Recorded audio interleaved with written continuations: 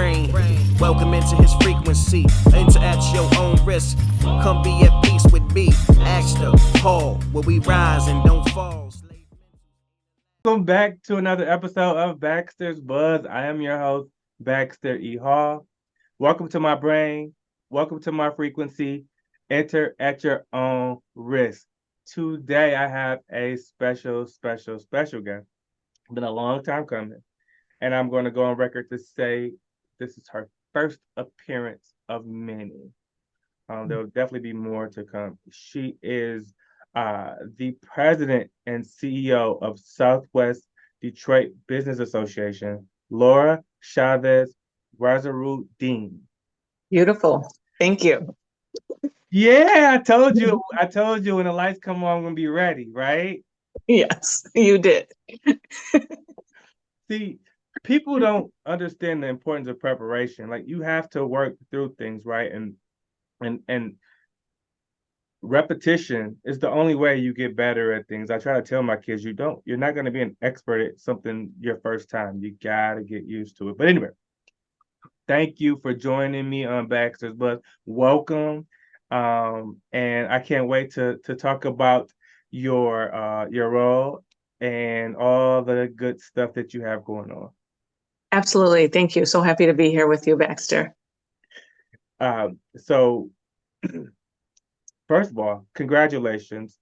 The interim title was removed from your name here recently. Talk about Southwest Detroit Business Association. I'll probably refer to it as SDBA, but I want people that don't know the acronym to kind of know where you're from. So talk about your role. Talk about what you are like. What do you do? What's your mission? Yeah, absolutely. I love it.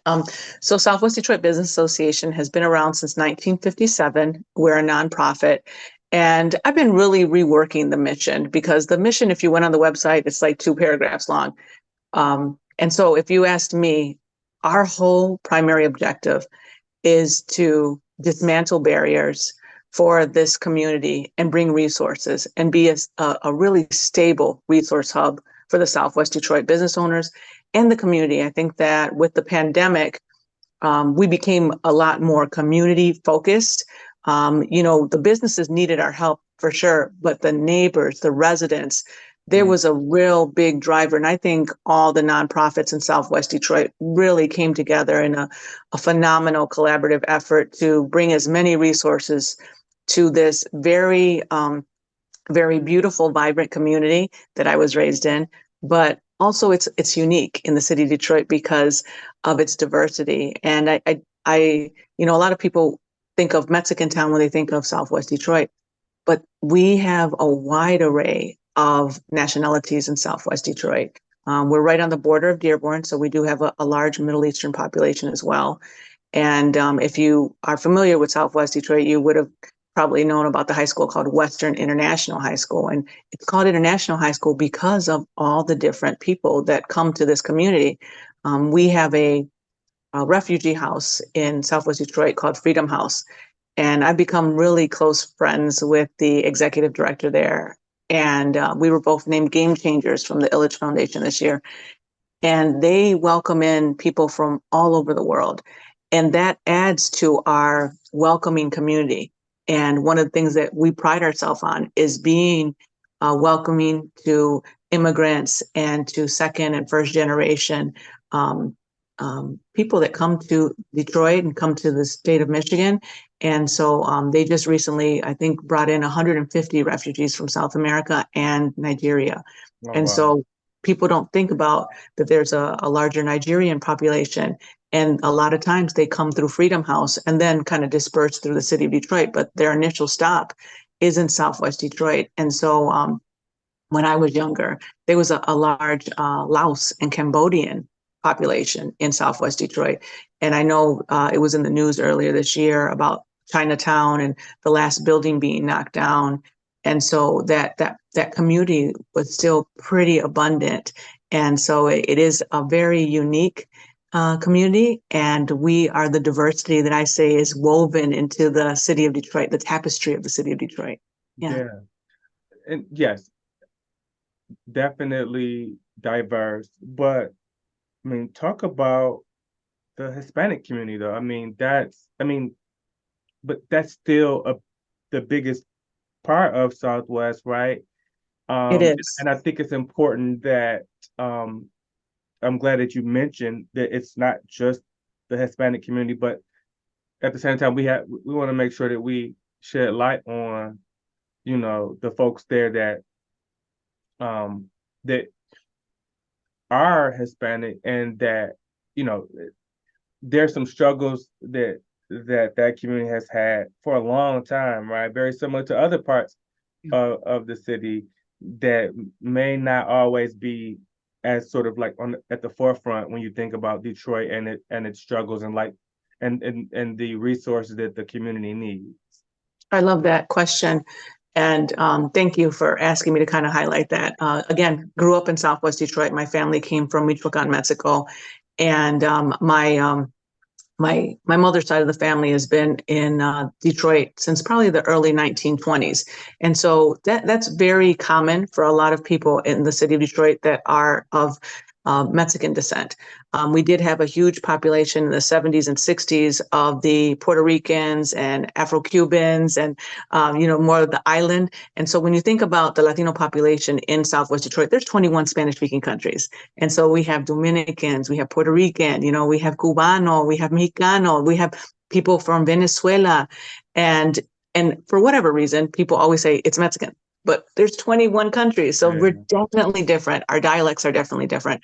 And this community, has been, I would have to say, it has definitely been marginalized. It has not always received the resources that's necessary for the community. We're highlighted very often for our diversity in the city of Detroit. And, the city of Detroit is known as a Black city, which is great, but 10% of the population is Latino. And I use the word Latino, and I know some people, they always question, why don't you use Hispanic? Because that's the phrase that I'm comfortable with. I am Mexican American, but I prefer to be identified as Latina. And so when I think about that, I think about all the contributions that we've made. And when you think about the 90s and the 2000s, people were leaving the city of Detroit, where Southwest Detroit was booming. Our business corridors were thriving. Our residents, there was more people coming to Southwest Detroit. If you don't know, I'll be 100% honest, and it's kind of funny, but we get it done. We know how to do work. We drywall, paint, we'll build whatever we need to build. And so our community is very reflective of that, and that really willingness to kind of, roll up your sleeves and get the job done. And Southwest Detroit Business Association definitely has been a conduit of resources to help these business owners in Southwest Detroit. But in addition to that, there's a lot of different opportunities that are not in other parts of the city because of the welcoming in and the even having so many bilingual people here in Southwest Detroit. There's employment opportunities that, for employers to kind of really market and network towards this community, because we're already here. We're already skilled. You don't have to skill us up. We're ready. Yeah. And so that's something that's very, I say, unique to our community as well. So you talked about rolling your sleeves up. You have been a huge advocate for the Latino community. The work that you do outside of your day-to-day job.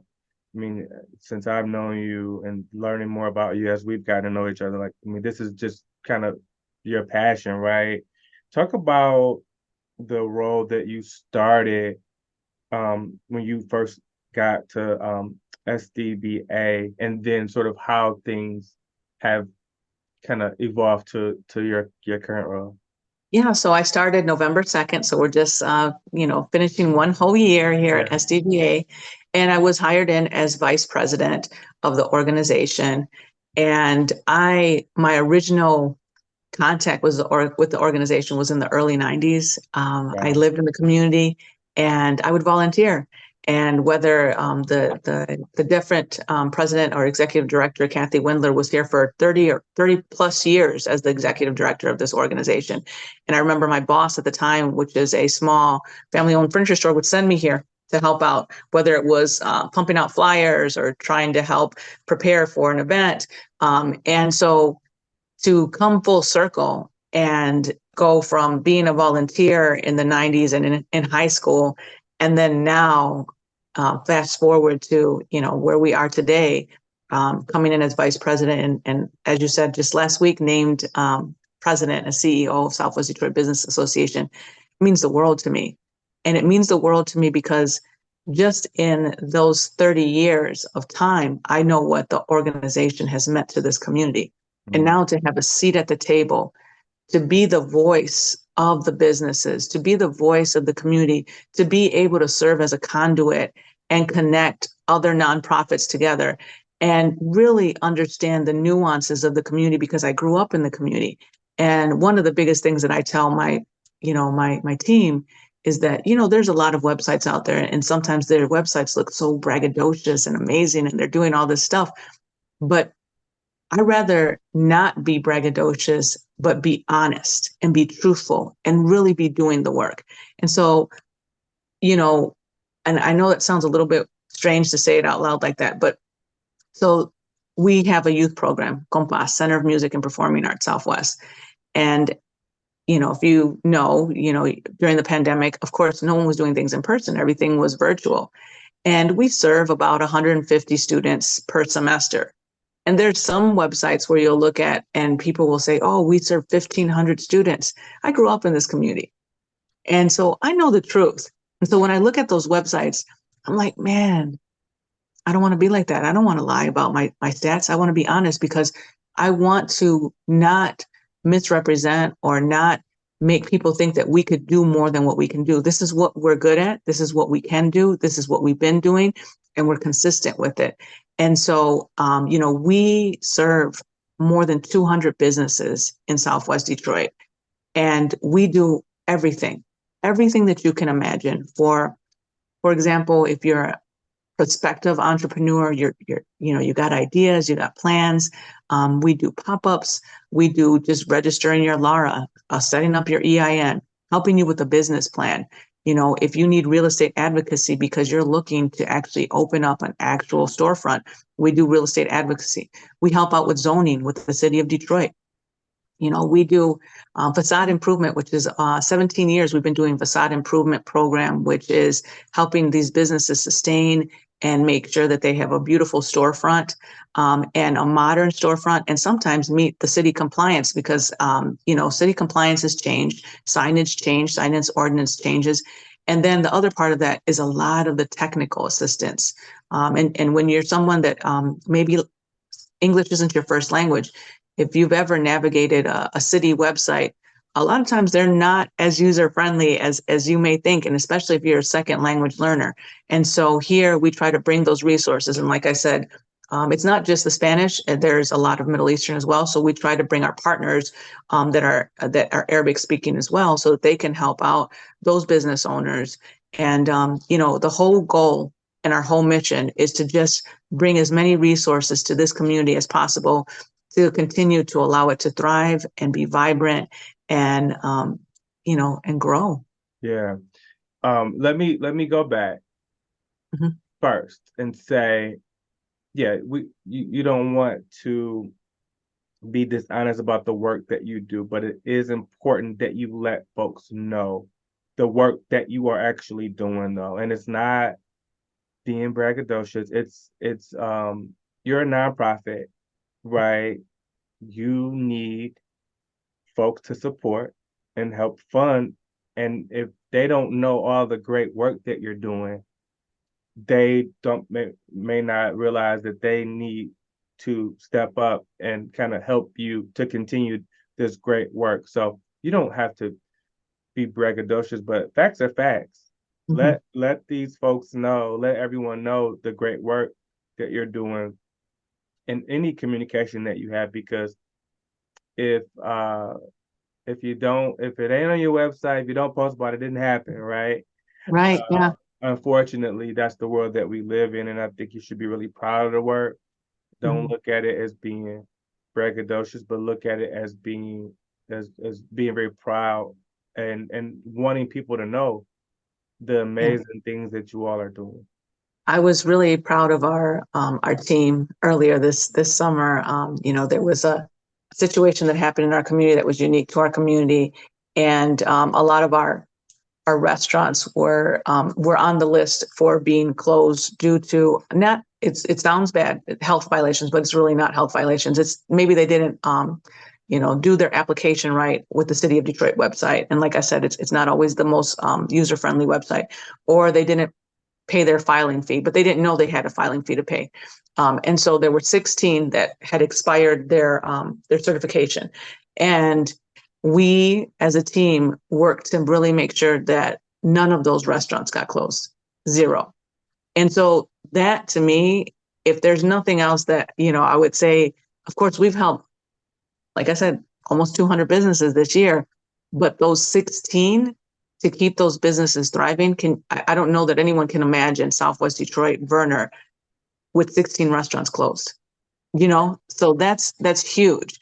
And when I think about protecting and preserving and promoting our community, like all of that is right there, and we're protecting our community, we're promoting our community, we're preserving the businesses, and we have legacy businesses here.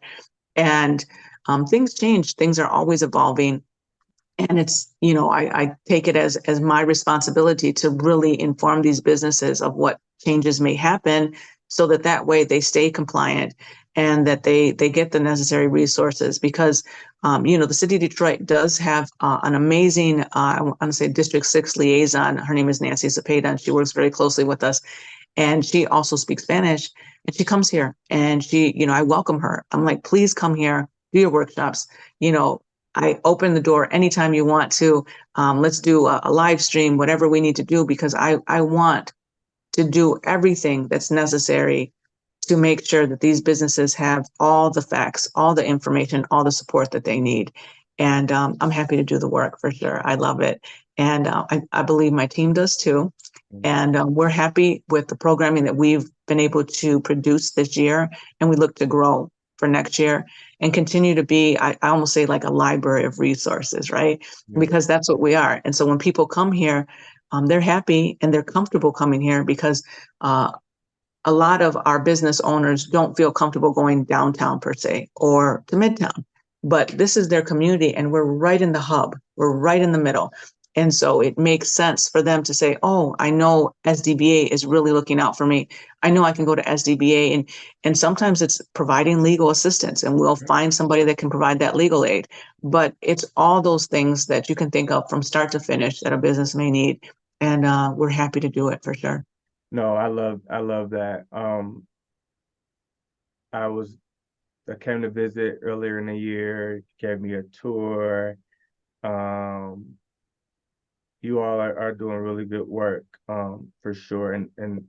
But what I'm curious about is you talked about initially 1957, right? It was really geared to take care of like the businesses, but you said that now it's been not just the businesses, but like the community as a whole. So can you talk about what that looks like now and why you saw that as a need? Yeah. And so I personally, this is more personal than it is, I guess, mission driven, but it has become mission driven, is being someone, I refer to myself as the daughter that Southwest Detroit raised. And maybe in another podcast, we'll definitely share a little bit of that history that, goes along with my, my story building, if you will. But it was organizations like Southwest Detroit Business Association, LASED, Ser Metro, Latino Family Services that all came together to help me, to develop me to the person that I am today. And so when I think about community, a lot of our businesses actually reside in this community. A lot of our business owners have children that go to school in this community. And so when I think even about our youth program, Center of Music and Performing Arts Southwest, the biggest investment that we can make is in our youth, because those youth are going to be the future entrepreneurs. They'll be the future community development directors. They'll be the future, hopefully Baxter Buzz, podcast people, And so if we teach them and we represent and we show them what is possible, and someone who came from their community and someone who's thriving. Recently, we were honored with a historical landmarker in Southwest Detroit that honored the culture of Tejano music in Southwest Detroit. For a young person to see themselves represented and understand that the state of Michigan is recognizing your culture, I mean, it's beyond words. And so when I think of being someone who works in community development, being someone who does do the work for small businesses, it only makes sense to say we also have to serve the residents, because the residents are the people that are patronizing these businesses. That's right. A lot of the residents are the people that, if our corridor isn't vibrant and safe for these residents, because it is a walkable community, then we're not doing what we need to do as business owners and business promoters. And so having that engagement, going out into the community, doing things, talking to them, is so essential for us to make sure that we're relevant.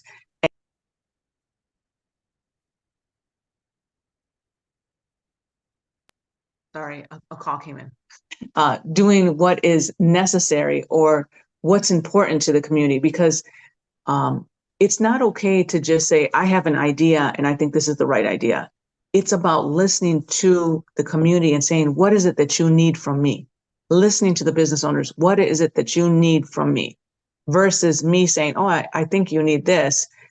I want to really get that buy-in. And I think that that's really important. I think that as we move forward with our organization and go into the next chapter, community is so essential, and having those strong relationships with our community partners and collectively working together. We're fiduciaries for so many smaller nonprofits, but we do a lot of things that will help to raise and support the community. For example, this weekend is the Holy Moly contest. It sounds funny, the title, Holy Moly. And so mole is a traditional dish, Mexican-made dish. And since the contest traditionally was at a church, they called it Holy, Holy, and then mole, which is the name of the dish. And it's continued to be something. And there was a while, these ladies get very serious in making their recipes. And, there are different areas of Mexico. And so from Oaxaca, their recipe would be different. But all of these people are here in Southwest Detroit, and they're bringing their traditions here. And so it's important to feel like I belong. Yeah. And so I always love that about this community. I never felt like an outsider. We spoke Spanish, we spoke English, we spoke Spanglish. We used our hands when we talked, and we were a little sassy and very vibrant and colorful. But we belonged. And I saw my Mexican flag. I saw my friend's Puerto Rican flag. I could go to anybody's house and have a variety of dinners from, like I said, 21 different Spanish-speaking countries. And I was like, man, this is amazing, because it's like you're traveling all over, but just up and down your block. Yeah. And so it's amazing. I think that, like I said, community is essential. And it's something that I'm really driven towards. And for the organization, just being good community partners and good, is very important for our success. Well, you're definitely doing that. You are definitely one of the game changers, and not only in Southwest, but I would say in the southeastern Michigan and the state as a whole. So, kudos to you and your team. Kudos to all of the work that you do. I know how passionate you are. I know how much it means to you. And I'm thrilled that you are in the position that you're in, because I really believe that you're just getting started with the resources that you'll be able to provide, and just the impact that you'll be able to make to the community and inspire other communities to do some similar things. So just keep up the good work. It's been really cool to kind of, be a friend of yours, kind of see this journey and the things that you have upcoming and the goals and dreams that you have. It inspires me. So thank you. Thank you. Thank you for, being a great ally and, a great friend also. And, I do always try to surround myself with positive energy. And, from the very first time we ever had a interaction on LinkedIn, I was like, man, I really like this person. He's got a great vibe, and it matches mine. And so I was very eager, to come to your event and get to know you a little bit more. And I definitely am very happy that we've continued to stay connected.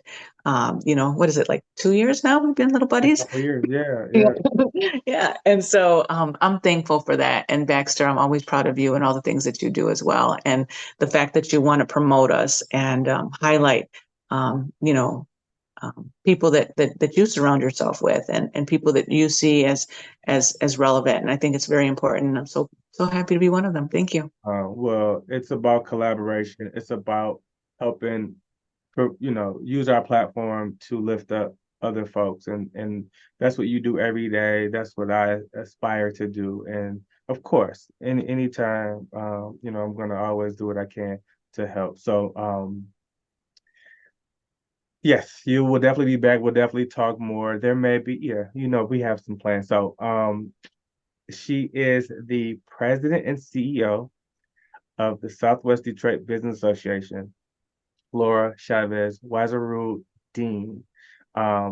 Laura, thank you again for joining me for a little time to talk about what you all have going on. On behalf of Laura, I am Baxter E, and I want to let everyone know, if you're listening or watching this, that you are all capable. You just need to embrace your own frequency. So with that, until next time, peace. Peace. Welcome into his brain. Welcome into his frequency. Enter at your own risk. Come be at peace with me. Thank you so much for watching this video. If you haven't already, please hit the like button. Please subscribe, share, and also hit that notification button as well. Thank you so much. Financial literacy to authentic Black history. This real rap.